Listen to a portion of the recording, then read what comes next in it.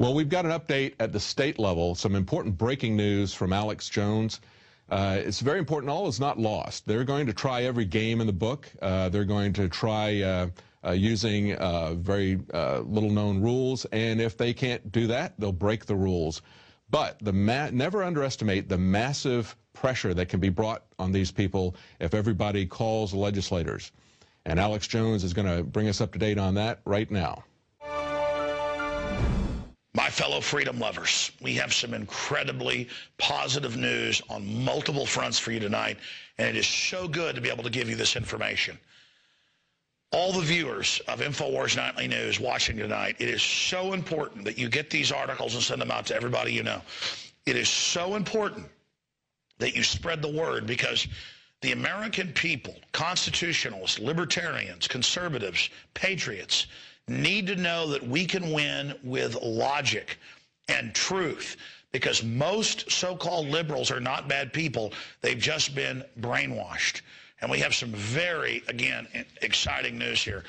The Democrats have pulled the plug on gun and ammo bans in Illinois.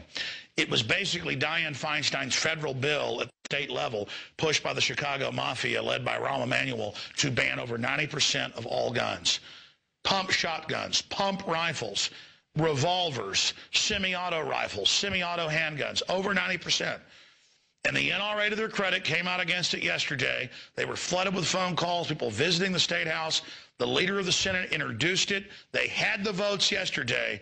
And because of your pressure and because of logic and news articles coming out showing that areas of Illinois where they have high gun ownership have no murders, we're about to cover that, and areas that have no gun ownership, like Chicago, highest crime rate in the world, 500-plus murders in 2012 and growing. So Democrats have pulled the plug on gun and ammo bans. They were going to ban ammo, most of it. They were going to ban shooting ranges, make it impossible, basically, ban almost all guns.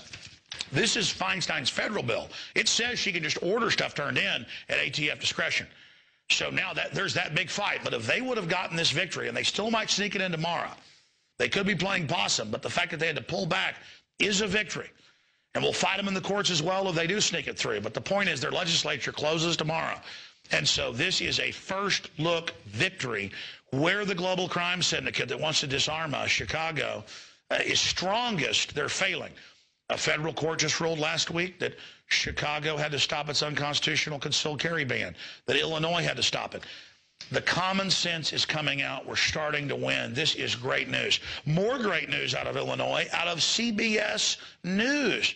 They're having to report on this. No murders in Aurora in 2012. By the way, we've got an affiliate in Aurora, also in Chicago. Great people there. Good people in Illinois, fed on by the mafia, who are standing up against this tyranny and victim disarmament. Of course criminals want to disarm the people. Of course the mafia that's run Chicago for 100 years wants to disarm them. They are the second largest city in Illinois. Just huge population. It's like the size of Austin last time I checked. Giant. And they have not had any murders because they're the most pro-gun area of Illinois.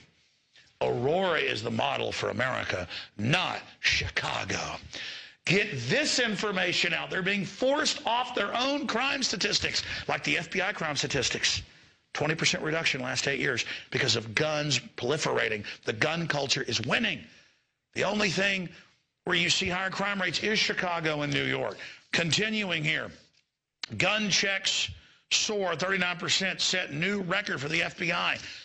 They estimate that 10 million guns were sold in December. Do you know what the previous record was? It was right under. It was like 4,900,000-something. And that was in 2012 in 1 month when Obama in November got reelected. Ladies and gentlemen, it is now 10 million guns, and that's just the ones they're tracking. There's all the other private sales. You tyrants, this isn't Russia where you're going to take over and kill 60 million of us. This isn't Nazi Germany. Listen, you can go to hell, okay? It doesn't mean you can't come kill me. It doesn't mean you can't shut down a few of the big, guys up front. But that's what this is all about. It's about kicking your ass. I'm willing to be set up or imprisoned or killed to make sure you don't enslave America, because that's what it's all about, to be a man. That's why the COINTELPRO and the feds attack us 24/7, because they know we're real and they know we get results. You know how proud I am that when it was only on a local gun alert that we took the story and shot it out to everybody and the NRA responded? You know how proud I am that time and time again, my InfoWars crew and my writers like Paul Watson and Kurt Nimmo and Steve Watson and Don Salazar and Aaron Dykes and our rest of our crew and Mike Adams are on the front lines. We're an example to all of you. You're leaders too. Just last week, one of our listeners, because it's on his YouTube channel, he's a listener, put out a video showing the Bloomberg Hollywood people saying ban guns, or in all these violent movies misusing guns. And that thing was on Fox News, you name it, millions of views online, millions of views. I mean, it's just a regular guy who sees hypocrisy and takes action. This is what we're talking about. This is exciting. This is how we're going to have victories. We're going to beat Feinstein. We're going to beat her with her attempted bill to disarm us. It doesn't matter if the mainstream media tries to keep it quiet, their sneak attack. The alternative media, the real media, the anti-state-run media, the globalists are state-run media, Piers Morgan state-run media. You are a real citizen. You are the media. You are the press. You are the First Amendment. You are the resistance, and you are starting to win on every front. So intensify operations against the globalists. Smash them and bring them down everywhere you are. Banner hangs, poster hangs, Federal Reserve notes about the Federal Reserve, whatever. Get the word out everywhere. Get it out on the walls. Get it out everywhere. Nothing's going to stop us.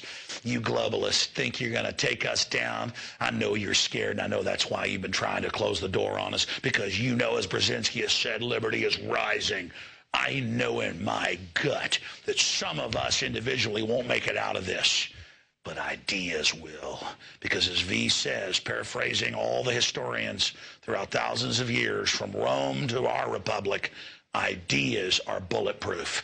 It was Victor Hugo, the French philosopher and statesman and liberty lover, that said, no army can stop an idea whose time has come. And it's V that paraphrases that and says, you've taken my body down. Flesh and blood can die, but ideas are bulletproof. And you, while you're still alive and can resist, throughout time and space, are bulletproof. Live now, stand up now, resist now. We are going to smash these people. They'll stage more school shootings, don't worry. They'll probably bomb federal buildings, the globalists will. They'll stage more Fast and Furiouses. They'll probably have Hezbollah attack us, or groups they blame on Hezbollah. It doesn't matter. We know you're the terrorist, New World Order. It's too late. We know you did 9/11. We know you did it all. I take you back now to InfoWars Nightly News and David Knight. Wow, that was really powerful. And you know, the quote that we've got from Albert Einstein today really ties in with this. He says, great spirits have always encountered violent opposition from mediocre minds. Alex just gave us a great, rousing speech. And you know what? Anybody who opposes this, anybody, and it's not just Alex, it's not just those of us who are here, it's those of you who stand up, who make the difference, the people who pick up the phone, who put pressure on legislators, who write, who do literature handouts, who, petition the government as redress of their grievances, as we have a constitutional protection to do that in the First Amendment. Those people, you people, are the ones with great spirits, who are standing up to the mediocre minds, who are not paying attention, who don't understand the real import of what is at risk here.